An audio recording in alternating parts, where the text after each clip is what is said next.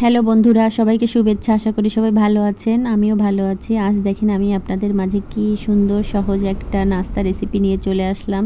এটা banana pancake. এটা বানানো যেমন সহজ, খেতেও খুবই সুস্বাদু। অল্প সময়ের ভিতরে এই নাস্তাটা আপনারা ঝটপট রেডি করে নিতে পারেন। তো চলেন দেখা যাক এটা বানাতে আমাদের কি কি প্রয়োজন। প্রথমে এই যে আমি 2টা ডিমকে আমি আলাদা করে নিচ্ছি। এই যে কুসুম 2টা আলাদা রাখছি, আর ডিমের সাদা অংশটা আমি একটা বাটির ভিতরে দিয়ে দিচ্ছি। এটাকে আমি সুন্দর করে বিল্ড করব। আর বিল্ড করার পরে এরকম একটা ফোম হবে। আর এর ভিতরে আমি যে 2টা ডিম আছে, সেই 2টা ডিমের কুসুম 2টাও আমি এখানে অ্যাড করে দিব। অ্যাড করে দিয়ে আবার আরেকটু বিল্ড করব।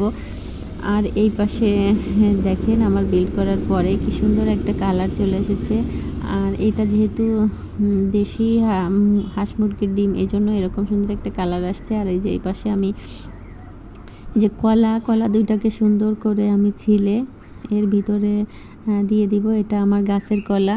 আর প্রতিদিন আসলে বাচ্চারা কলা খেতে চায় না, এই জন্য কলা দিয়ে বিভিন্ন প্রকার আইটেম তৈরি করে দিলে তারা খেতে পছন্দ করবে। আর এটা যেহেতু অনেক সহজ তৈরি করা, তাই আপনারা বাসায় একবার হলেও ট্রাই করে দেখবেন। আর এর ভিতরে একটু চিনি আর দুধ অ্যাড করে দেওয়ার পরে এটাকে আমি সুন্দরভাবে বিল্ড করে নিয়ে চলে আসবো। আর বিল্ড করার পরে দেখেন আমার এরকম একটা থকথকে ভাব চলে আসছে এইটার ভিতরে। আর এখানে আমি 1 কাপ পরিমাণ আটা ইউজ করছি। আর আমি তো বললামই বাসায় যেটা আছে আপনারা সেটা দিয়েই তৈরি করতে পারবেন।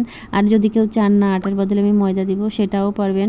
আর এর ভিতরে অল্প একটু বেকিং পাউডার দিয়ে দিয়েছি। আর হচ্ছে একটু কর্নফ্লাওয়ার, আর চাইলে অল্প একটু ভিনেগারও দিতে পারেন, বেশি না, সামান্য একটু।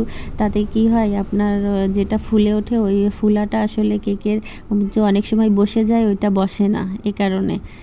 আর এখানে দেখেন আমার এই যে একটা একটু মনে হচ্ছে একটু আঠাটা বেশি হয়ে গেছে, এই জন্য আমি এখানে আরেকটু দুধ অ্যাড করে নিলাম। নিয়ে আমি এটা সুন্দরভাবে যে কোনো একদিক থেকে ঘোরাবেন, বারবার এদিক ওদিক ঘোরানো যাবে না, তাহলে আপনার এই ফোমটা নষ্ট হয়ে গেলে যে কেকের যে বেটারটা ওইটা সুন্দর হবে না। আর এখানে আমি সামান্য একটু তেল অ্যাড করে দেব।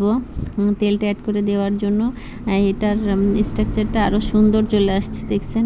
আর এখানে যখন আমার এটা হয়ে যাবে, আপনারা এটা কিভাবে বুঝবেন। আর এখানে আমি সামান্য একটু চালের গুঁড়াটাও ইউজ করছি।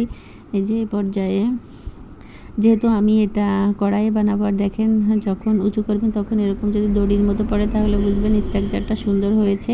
আর এক্ষেত্রে আমি এই যে একটা প্যানের ভিতরে সামান্য একটু তেল দিয়ে নিলাম। আসলে আমার তেল ব্রাশ করার যাদের ব্রাশ করতে হয় সেটা আমার নেই, এই জন্য আমি এই খুন্তির সাহায্যে একটু দিয়ে নিয়েছি। নেওয়ার পরে এই যে আমি ছোটো কাপের 1 কাপ পরিমাণে যে আমি এখানে দিলাম।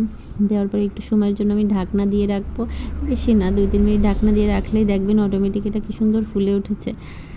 আর এই যে আমি এখন এটা উল্টিয়ে দিব।